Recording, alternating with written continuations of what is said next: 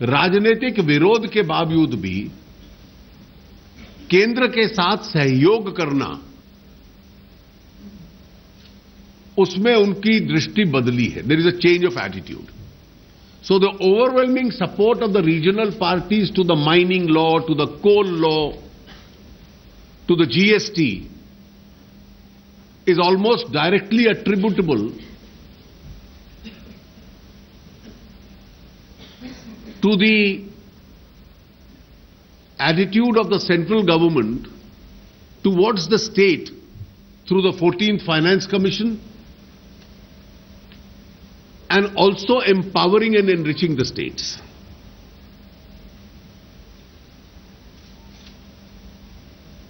Fiscal consolidation. इस देश में परंपरा थी कि फिस्कल डेफिसिट का आंकड़ा दिखलाया जाता था, लेकिन एक छुपा हुआ हिडन फिस्कल डेफिसिट भी होता था. आज फिस्कल डेफिसिट के टारगेट को 4.1 को हमने सुधारा ही है.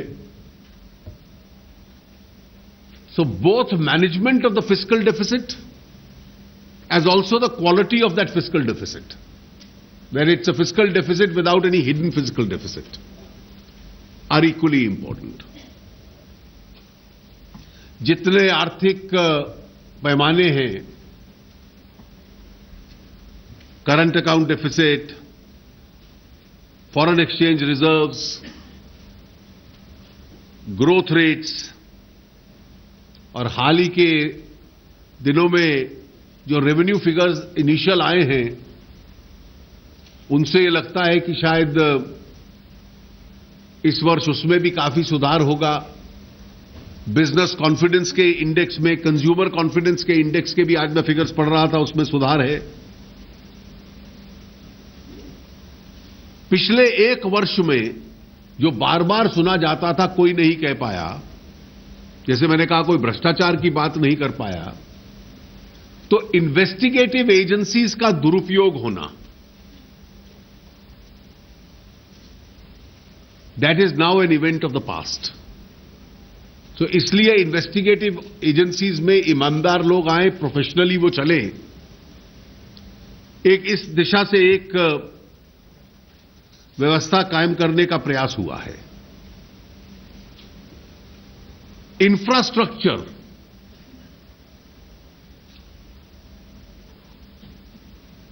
जब पूरी दुनिया में मंदी का दौर है, उसमें भी साधन ढूंढना और इंफ्रास्ट्रक्चर के अंदर खर्चना और अधिक पैसा इंफ्रास्ट्रक्चर में डालना, रेलवेज में, हाईवेज में. और इस वर्ष की चुनौती ये नहीं है कि इंफ्रास्ट्रक्चर के लिए साधन कम होंगे. जो लोग कहते हैं public spending must go up, so the kind of resources which have been made available to railways, highways, rural roads, we have now entered the next stage of the challenge, that our capacity to spend that money must now increase. So resources with the major infrastructural projects are available in abundance. Subsidies के संबंध में हमारा यह था कि subsidy समाज में उन लोगों के लिए है जिनको उसकी आवश्यकता है, और धीरे धीरे उस दिशा में हम लोग बढ़े हैं. सब्सिडीज का रैशनलाइजेशन हो, पेट्रोल का निर्णय पहले कर लिया गया था, डीजल का हम लोगों ने किया,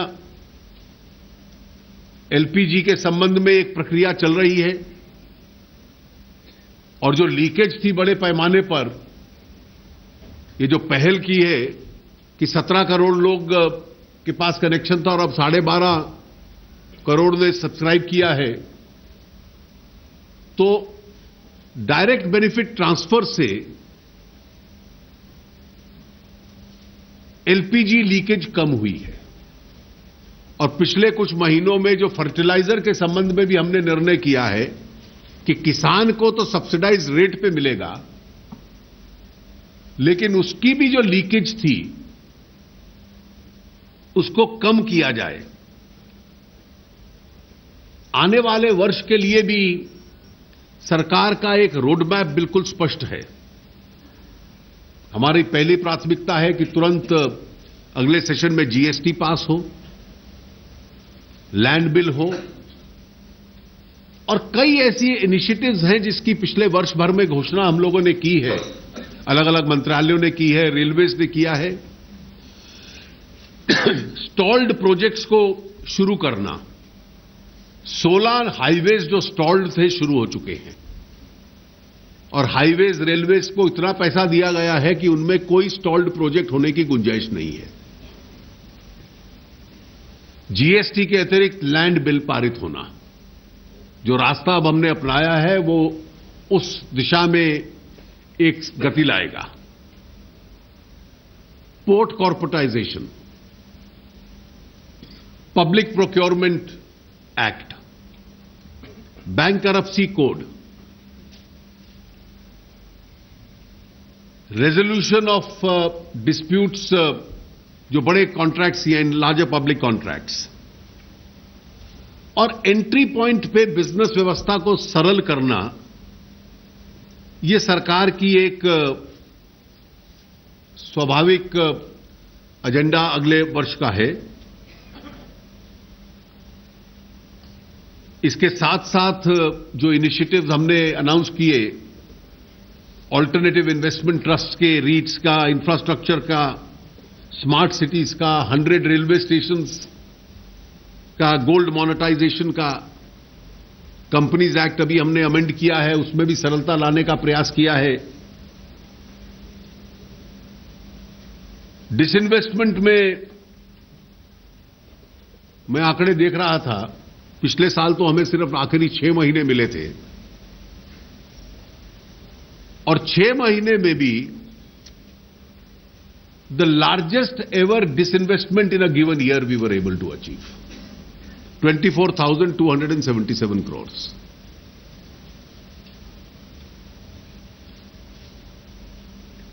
मैं आंकड़ा जोड़ रहा था कि पिछले 6 महीने में जो हम लोग कर पाए थे, सबसे अधिक जिक्र एनडीए 1 का होता था।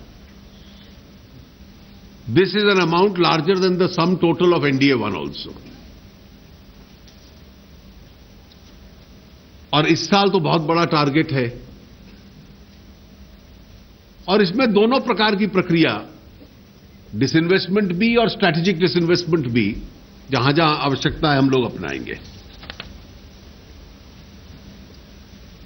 ब्लैक मनी को स्क्वीज किया जाए, डोमेस्टिक और फॉरेन।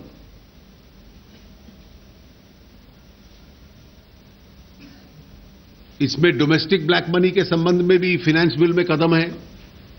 ब्लैक मनी एक्ट पास हो चुका है, उसको नोटिफाई करना और जो डिक्लेरेशन के पीरियड्स हैं उसको हम थोड़े दिन में घोषित कर देंगे। बेनामी संपत्ति को जब्त करने का कानून, जो ब्लैक मनी को भी स्क्वीज करता है, पार्लियामेंट में इंट्रोड्यूस किया है। एक बहुत बड़ी चुनौती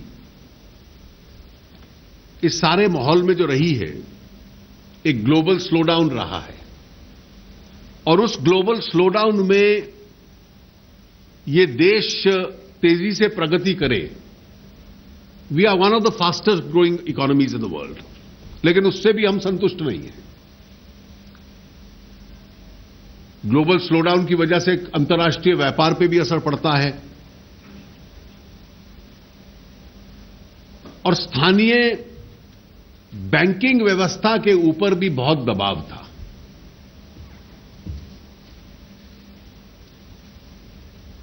पिछले कई वर्षों की मंदी की वजह से banks were under pressure. Banks की अपॉइंटमेंट्स को प्रोफेशनलाइज किया जाए, एग्जीक्यूटिव जो चेयरपर्सन्स हैं और जो बैंक्स के सीईओज हैं उसके बीच में डिस्टिंक्शन लाया जाए, ये अपॉइंटमेंट्स प्रोफेशनल आधार पर हों। पुरानी व्यवस्था से दूर हटकर वो व्यवस्था कायम की गई है, और जो 3 रिक्त स्थान है वो भी अब अगले महीने तक भर जाएंगे। बैंक बोर्ड्स में भी एक ब्यूरो के माध्यम से नियुक्तियां हों, बोर्ड्स को भी प्रोफेशनलाइज किया जाए।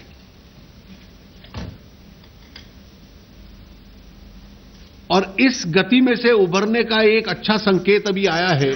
जैसे मैंने कहा, एक संकेत आया, रेवेन्यूज में सुधार होना शुरू हुआ अप्रैल के महीने में, कि मार्च में जो क्वार्टर समाप्त हुआ, एनपीएस नीचे आने आरंभ हुए हैं। ये पहला क्वार्टर था जो बैंक्स में एनपीएस बढ़ रहे थे, वो नीचे आने लगे हैं। They had reached a height of 5.64%. Period ending March, they've come down to 5.2%. Agricultural credit lifting, credit की ग्रोथ कमजोर थी, उसकी संख्या बढ़ी है अभी। पिछले वर्ष 8.4 lakh crore, which is the highest ever, और इस साल उसको भी काफी बढ़ाएंगे हम लोग। एग्रीकल्चरल सेक्टर में एक दबाव रहा है और इसलिए प्रधानमंत्री जी ने उन नॉर्म्स को लिबरलाइज किया।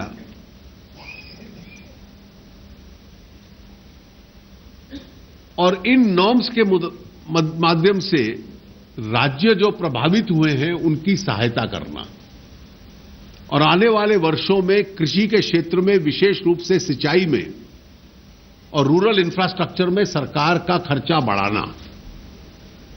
पब्लिक इन्वेस्टमेंट बढ़ाने से ही दिशा बदलेगी, इसकी नीति स्पष्ट है। सरकार के सामाजिक कार्यक्रम, सोशल सिक्योरिटी प्रोग्राम्स, और केवल ऐसे नहीं कि चुनाव वाले वर्ष में थोड़े से साधन लोगों में बांट दिए और उससे वोट ले लिया, उससे लंबे अरसे में समाज को लाभ नहीं होता। इसलिए जनधन योजना 15 करोड़ से ज्यादा लोगों को बैंकों के साथ जोड़ा। अब उसका दूसरा चरण चल रहा है, पहल के माध्यम से, अन्य योजनाओं के माध्यम से, कि उन खातों में पैसा जाए। और जो ये नई योजनाएं सरकार की सोशल सिक्योरिटी की आई हैं, इसका लॉन्ग टर्म में जो लोग कहते हैं जमीन पे कैसे दिखेगा, इस देश में इंश्योरेंस की सुविधा, the insurance net covers only 20% of the population. और जब समाज प्रगति करते हैं आर्थिक दृष्टि से, तो यह बढ़ना चाहिए। और इसलिए दोनों इंश्योरेंस स्कीम्स, जन सुरक्षा की भी और जीवन की भी, इसमें गरीब आदमी तक ये इंश्योरेंस पहुंचे, ताकि दुख और संकट में उसकी सहायता हो पाए। ये जो अनयूजुअल, अनप्रेसिडेंटेड स्कीम्स हैं, पिछले 12 दिन में 9 मई को आरंभ हुई थी, 7.5 करोड़ लोग इसमें जुड़ चुके हैं। तो पूरे 68 इयर्स में तो 20% हिंदुस्तान कवर्ड था इंश्योरेंस से।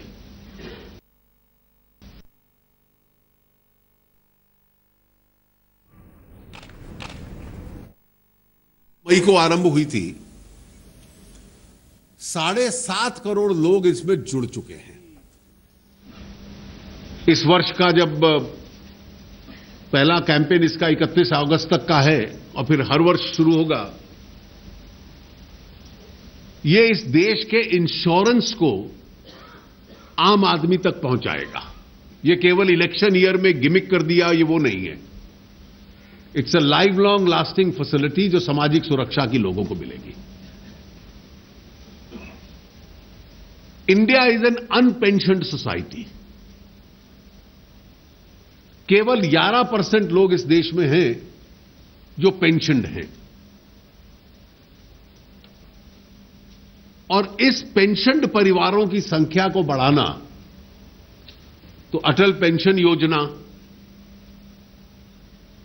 और उसी प्रकार से नेशनल पेंशन स्कीम में जुड़ने के लिए इकोनॉमिक रिबेट्स देना, टैक्सेशन रिबेट्स देना, ताकि ये 11% पेंशन्ड सोसाइटी, इसकी संख्या भी बढ़े। इस दिशा में इन स्कीम्स को हम लोग और आगे बढ़ाने वाले हैं। मैंने बजट में कहा था कि अनक्लेम्ड अमाउंट्स जो सरकार में हैं उनको इकट्ठा करके वृद्ध लोगों के लिए, सीनियर सिटीजन्स के लिए एक सोशल सिक्योरिटी स्कीम के लिए इस्तेमाल होगा, उसकी भी योजना हम लोग बना रहे हैं। मुद्रा स्कीम जो बाद में मुद्रा बैंक बन जाएगी, 5.77 करोड़ स्मॉल एंटरप्रेन्योर्स जिनके पास फंडिंग का कोई साधन नहीं था, वहां तक पहुंचेगी। विभिन्न मंत्रालय को हम लोग देख लें, डिफेंस में प्रोक्योरमेंट और परचेजेस की स्पीड पकड़ना,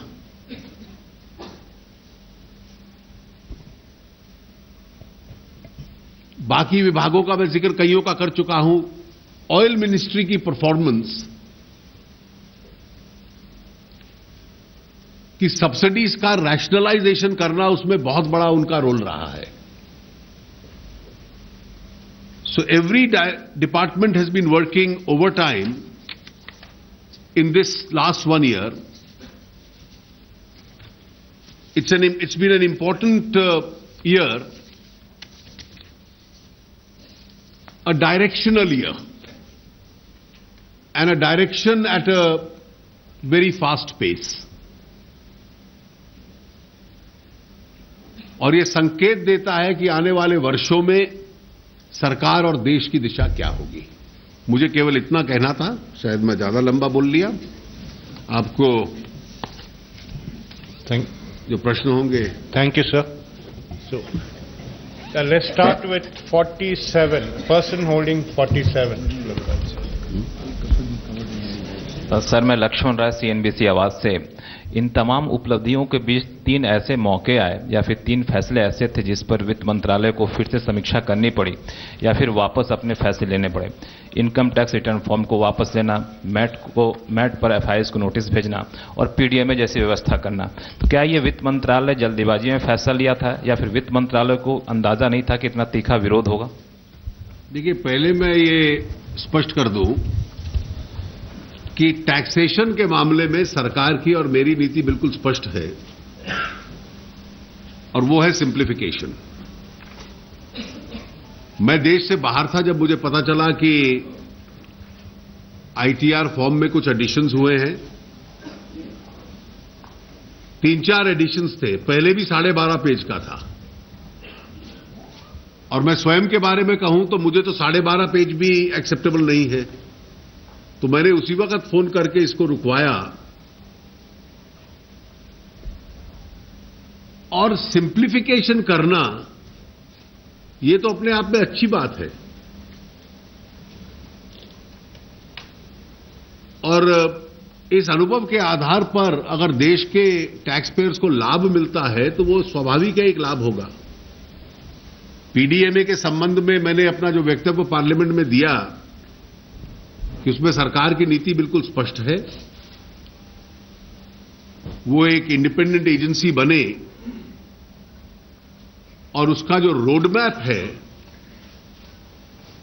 वो रोडमैप स्वाभाविक है कि सरकार और RBI मिलकर तय करेंगे, और इसलिए उस दिशा में ऑलरेडी हम लोगों ने काम शुरू कर दिया है। मैट के संबंध में आप अपने तथ्यों को करेक्ट कर लीजिए। रेवेन्यू विभाग ने कोई निर्णय नहीं लिया। एक 2010 का फैसला था, जो पुराना फैसला था कि FIIs पे मैट नहीं लगेगा। 2012 में उसका विपरीत फैसला आया। अच्छा होता कि 2012 में से, क्योंकि ये एक जुडिशियल अथॉरिटी का फैसला था, तो जो भी कंसर्न्ड पार्टीज थी उस वक्त, सरकार या FIIs, उसका जुडिशियल रेजोल्यूशन कर लेते। मैंने तो 1 अप्रैल 2015 से उसको समाप्त कर दिया। विवाद है कि पुराने का क्या होगा, और पुराना जुडिशियल प्रोसेस से रिजॉल्व होगा। वो प्रक्रिया में भी हम लोग शामिल हैं, और सरकार को इंडिपेंडेंट एडवाइस मिले उसके लिए भी मैंने कमेटी गठित की हुई है। हमारा एफर्ट उसको रिजॉल्व करने का है। सरकार का इसमें कोई निर्णय नहीं था, ये जुडिशियल अथॉरिटी का निर्णय था, जिसको judicial authority, higher judicial authority ही रेक्टिफाई कर सकती है। The person holding 74 placard. Sir, I'm Ashutosh from Bloomberg TV India. My question is on GST. Now, the GST has been referred to a panel of Rajya Sabha, and in the context of the observations made by the Standing Committee on Finance on the non-utilization of the GST network funds. This is one thing, and there is likely to be some 2 months more delay now that it has been referred to. So are you confident that you will be able to meet the deadline of GST? You see, as far as the government is concerned, we will make all endeavor to keep supporting legislations and the IT support network required for implementing it from 1st April 2016. I am conscious of the fact that the reference to the select committee makes it cutting too fine to reach that deadline. But the government is going to make every effort to ensure that there is no delay and that we meet the deadline. We'll be in readiness. I only wish this question had been asked to those who, after introducing the GST in Parliament, after getting a supporting report of the Standing Committee, after getting their own chief ministers to support GST, still wanted to ensure that there is further delay and were insisting on a reference to a committee. Yeah, that lady there, please. Yeah.